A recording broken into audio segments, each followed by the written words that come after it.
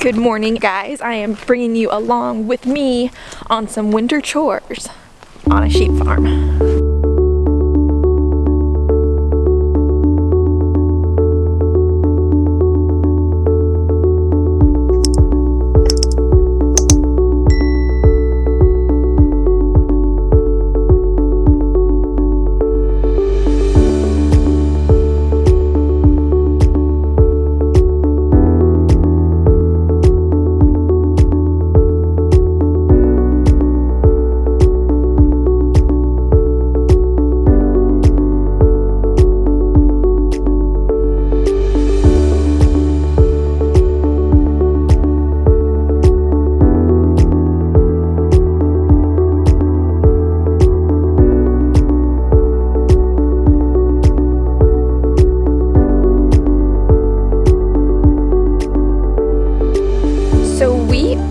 Regeneratively farming 25 Dorper sheep with the end goal of a meat sales business.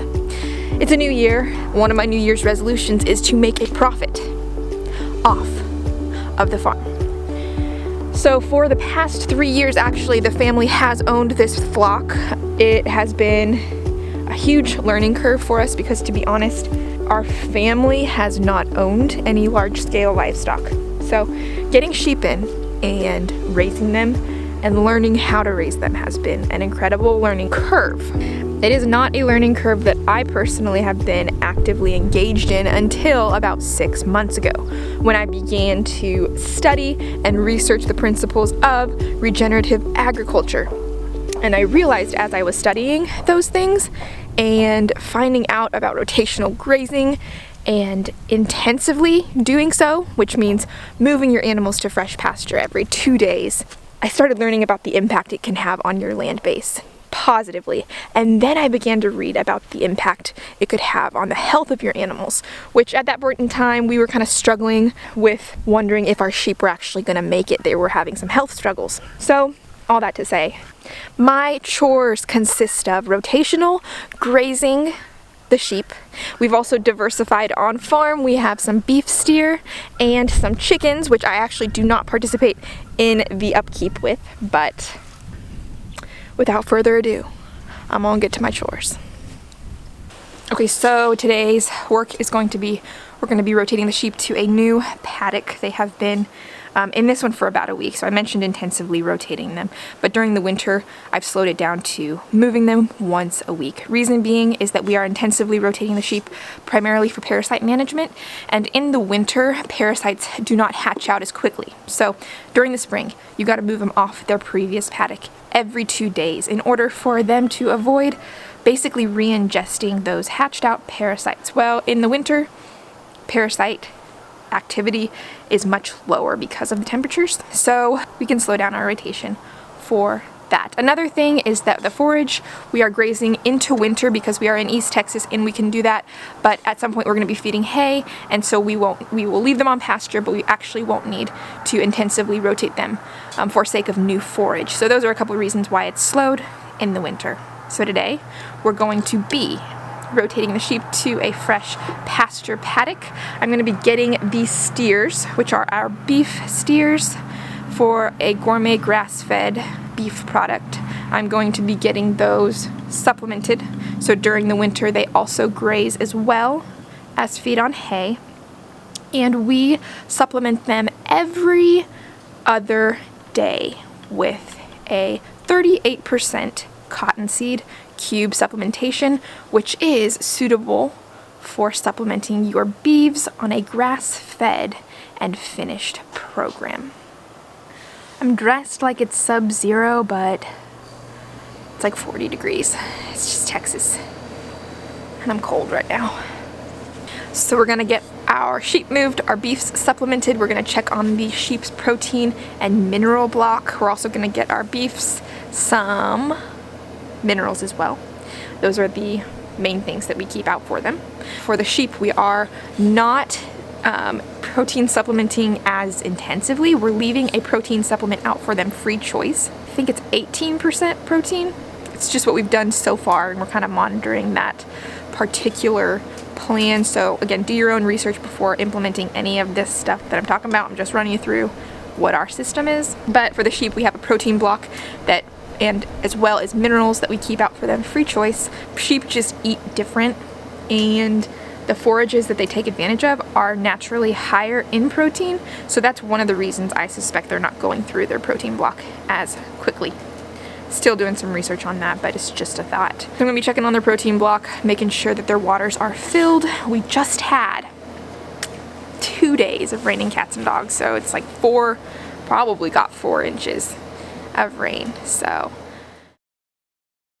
part of our winter grazing scheme is utilizing this 10-acre back pasture. It's 10 acres, and we are splitting it into about 6 different pieces. So each is about 1.5 acres for 1 week for 3 steers and 25 sheep. This is the first time we've utilized this pasture, so it's just kind of a watch and see to make sure this is actually good. But that's what we're doing right now.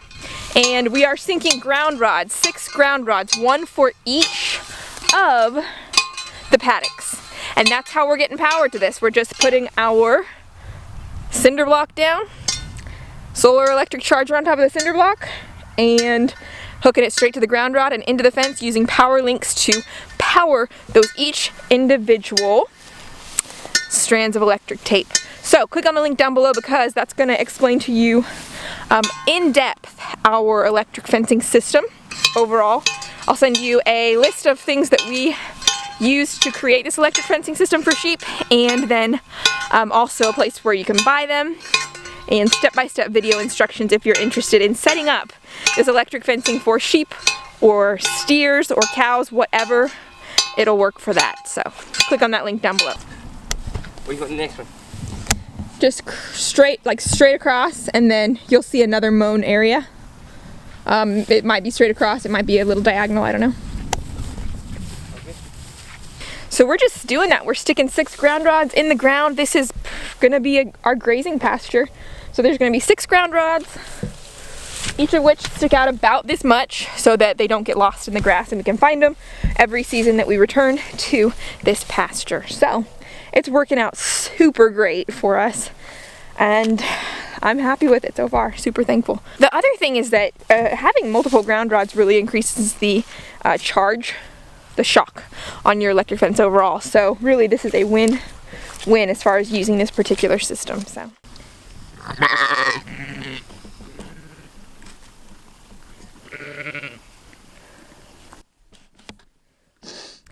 Yes, we're grazing a mini horse too. So we protein supplement the cows with something different than we do for the sheep.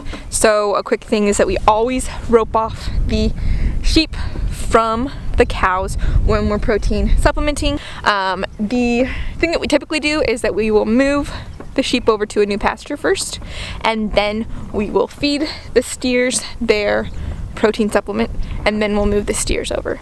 Just so happens that the steers are in a different pasture right now. Don't ask me how it happened, it's just a thing that happens. But they're actually separated right now, so it worked out fine. I'm fed them their protein, they're good to go, and I'm gonna move the sheep now. So Winnie is our mini horse who ended up on pasture.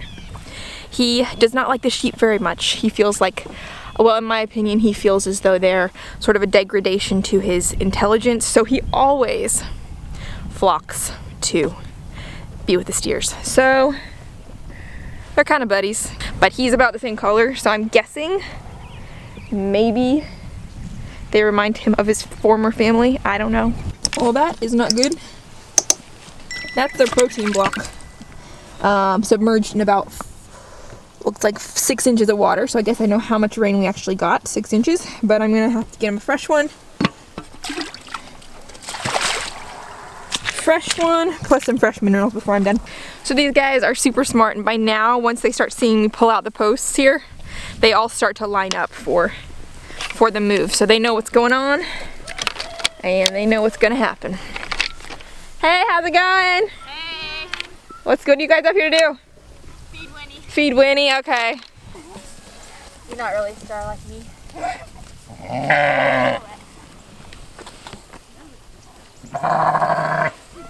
So waters are looking good. As you can tell, we've got a little bit more pond access than we had previously, thanks to a controlled burn that happened recently. So when I move them to their next pasture, they'll still have access to that pond water, and I won't need to move the waters with me. So that is good news.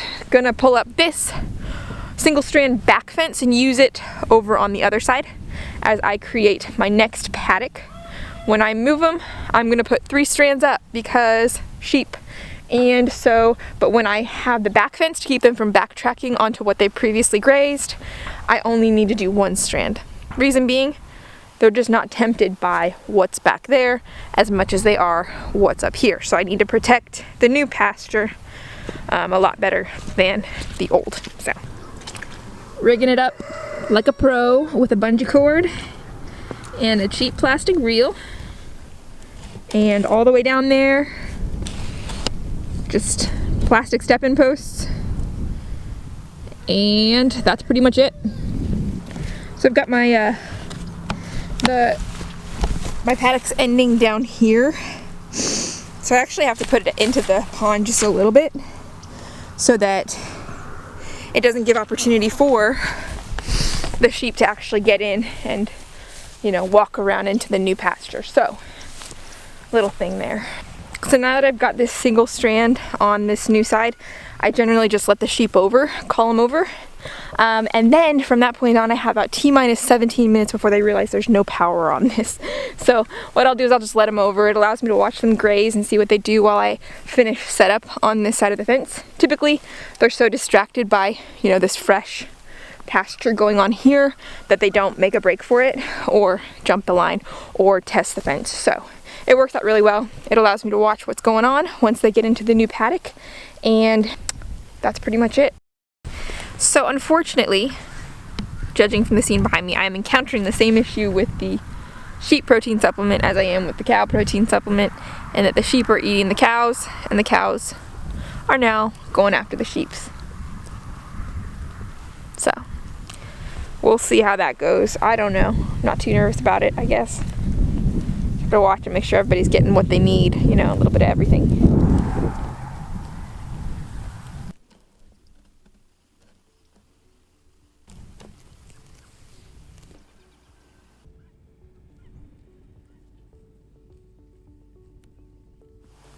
So there are these sort of strands, and it looks like it's like the hay encasing. But as they were grazing up here, I just noticed that they were dragging it with their feet. We've never fed hay up here. I can't figure out if it is that they like built. This is kind of like a dam buildup by the pond. So I couldn't figure out whether they just used like junk hay to create the ridge, or if they fed hay up here and just didn't dispose of the wrappers. But it's all over, and as the sheep were grazing it, they were dragging it behind them, and it was coming out their mouths, and I was like, whoa. So I'm gonna try to cut as much of it off as I can and just watch for it. But as I was trying to pull it up, it just keeps coming. So I'm just gonna get what I can with my knife.